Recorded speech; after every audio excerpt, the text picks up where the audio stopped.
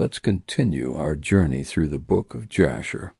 Night fell over Egypt, but this was a different kind of darkness.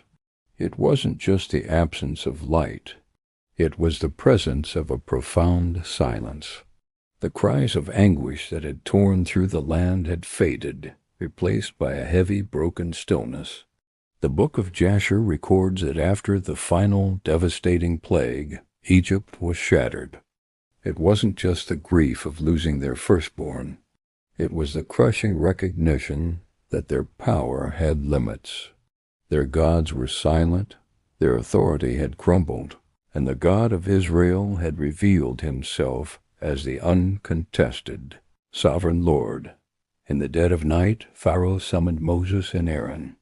There was no arrogance left, no defiance. This was a king utterly defeated. His words were terse, stripped of all pride. "Rise up, go. Get out from among my people, you and the children of Israel. Go, serve the Lord, as you have said." The command was clear. Take your people, your flocks, your herds, everything, and just leave. For Israel, this was the moment they had awaited for centuries, yet it arrived with breathtaking speed. They gathered in haste. There was no time to let their dough rise, no time to prepare proper bread. There was no time to linger or pack methodically. The command from God, delivered through Pharaoh, was immediate. And Jasher emphasizes a powerful truth here. Deliverance rarely arrives on our own schedule. We might pray for it, plan for it, but when God's moment comes, delay is a form of disobedience. Obedience must be urgent. So the people departed, and a remarkable thing happened. The Egyptians, desperate for them to leave, urged them to go quickly. They pressed silver, gold, and fine clothing upon them. Jasher highlights this incredible reversal. The very people who had enslaved them, who had profited from their forced labor, were now willingly giving them their wealth, just to see them go. The favor that had been stolen was now returned, not because Egypt had a change of heart, but because God had acted so decisively that fear compelled generosity. What had once held them in chains now released them willingly. But freedom, when it finally comes, is often accompanied by a shadow, fear. As Israel marched out of Egypt, the vast, unforgiving wilderness stretched out before them. It was an unknown landscape, a terrifying emptiness. Behind them lay the chains they understood, the predictable misery of slavery. Ahead of them lay a future that demanded a level of trust they had not yet learned to give. Freedom required faith, and their faith was still in its infancy. Here, the Book of Jasher points out a crucial detail, also found in Exodus. God did not lead them by the shortest, most direct route through the land of the Philistines. Why? Because he knew their hearts. He knew they were not ready for war. They had just been freed from slavery. Their spirits were not yet those of warriors. A battle so soon after their liberation would have sent them fleeing right back to the familiar bondage of Egypt. God understood that while their deliverance had begun, their formation as a people had not. He was protecting them from a test they were not yet strong enough to endure. He was not just their deliverer. He was their wise and patient guide. But back in the palace, the silence was broken by a different emotion. As the dust settled and the reality of what had happened sank in, Pharaoh's defeat began to curdle. Loss turned into regret. The economic devastation of losing an entire nation of laborers started to weigh on him and his officials. What is this we have done, that we have let Israel go from serving us? The grief over their dead was quickly replaced by the anger of their economic loss, and that regret hardened, once again, into pursuit. The command was given. Chariots were assembled, 600 of the finest war chariots in Egypt, along with all the others. The entire might of the Egyptian army was mobilized.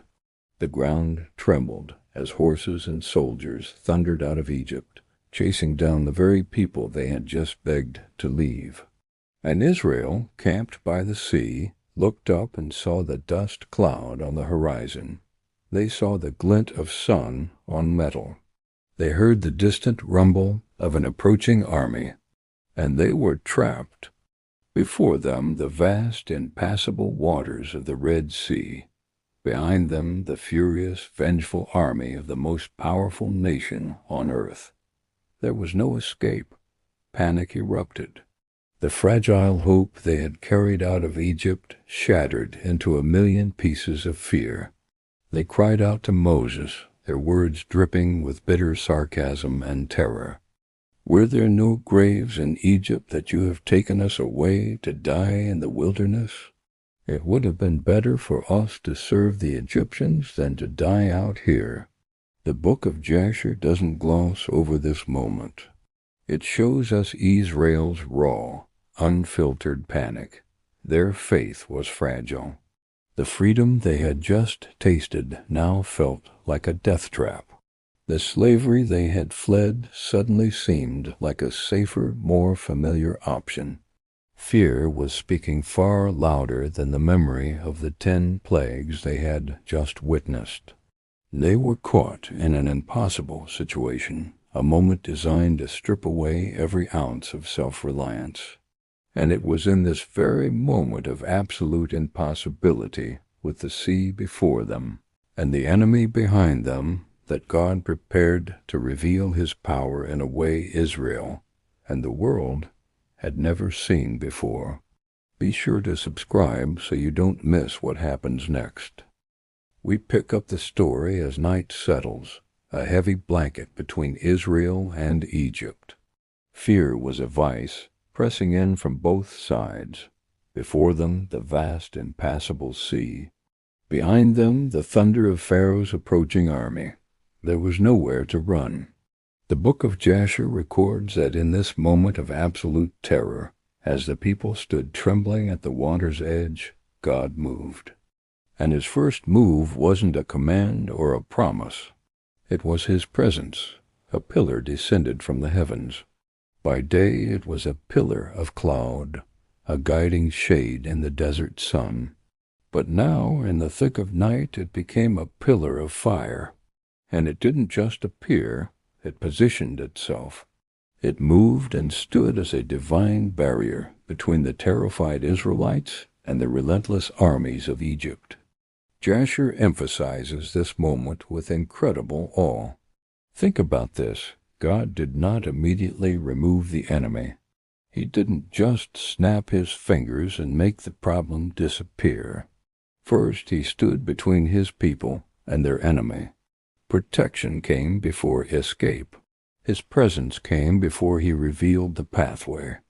For the Israelites, this was a profound lesson.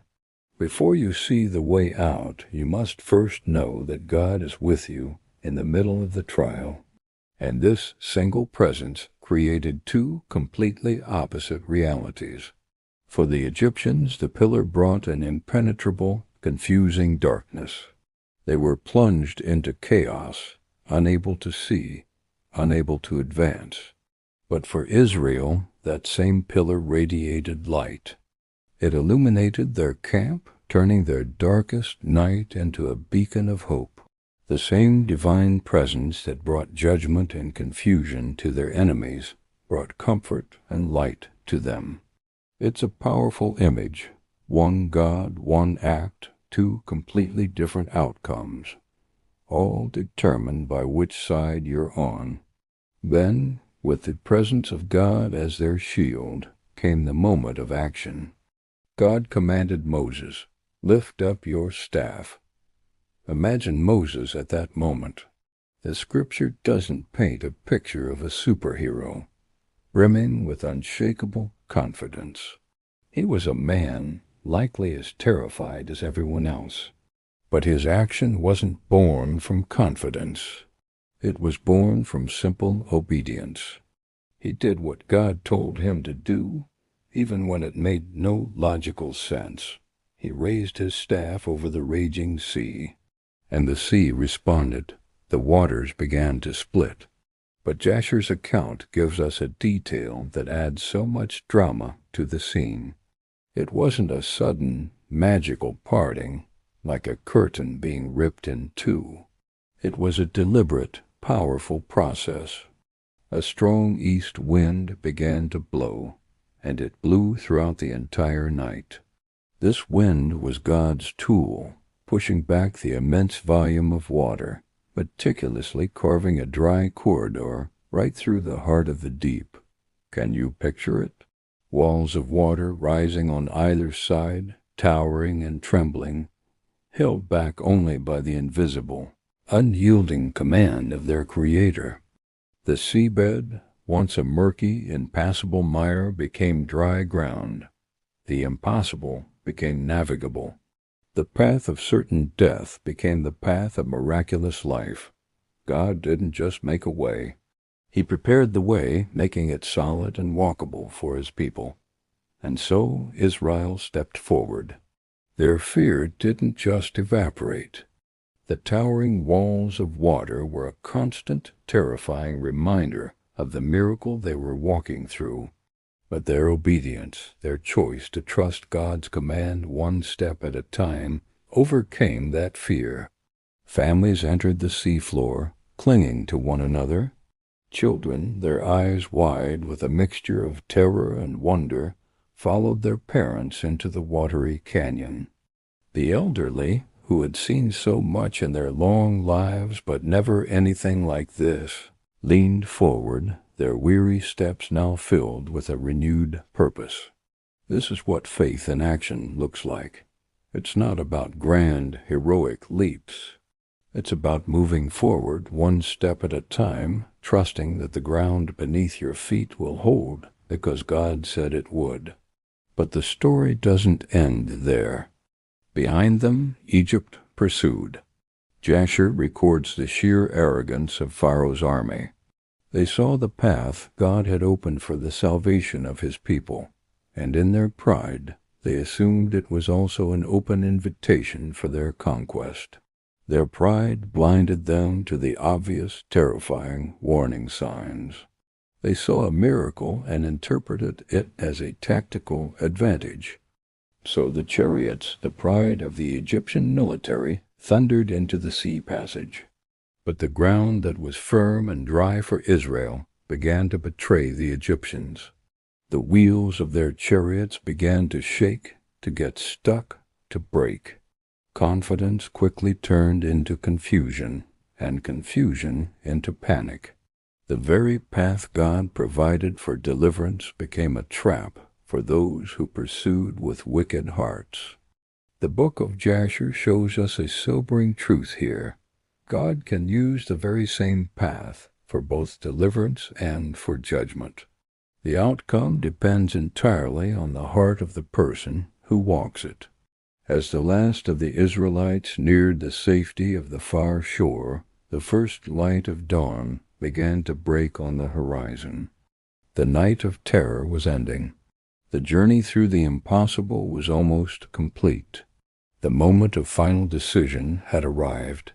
God had held back the waters, he had held back the enemy, but now the time for holding back was over. Stay with us for the conclusion of this amazing story. Dawn broke over the sea, painting the sky with colors of a new beginning. Israel had reached the far shore. As they turned back, their hearts pounding in their chests, they saw it for the first time, their enemy, Pharaoh's entire army, fully inside the path God had opened.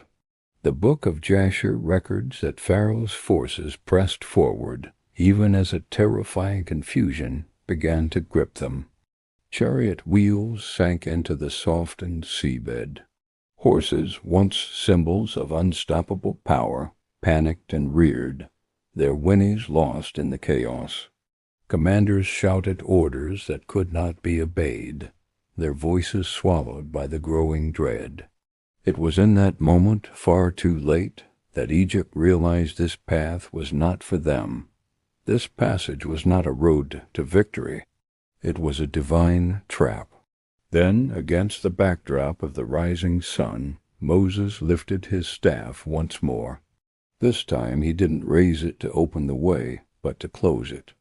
The waters trembled. The walls of water that had stood upright, defying gravity by the sheer will of their Creator, now began to collapse by that same command.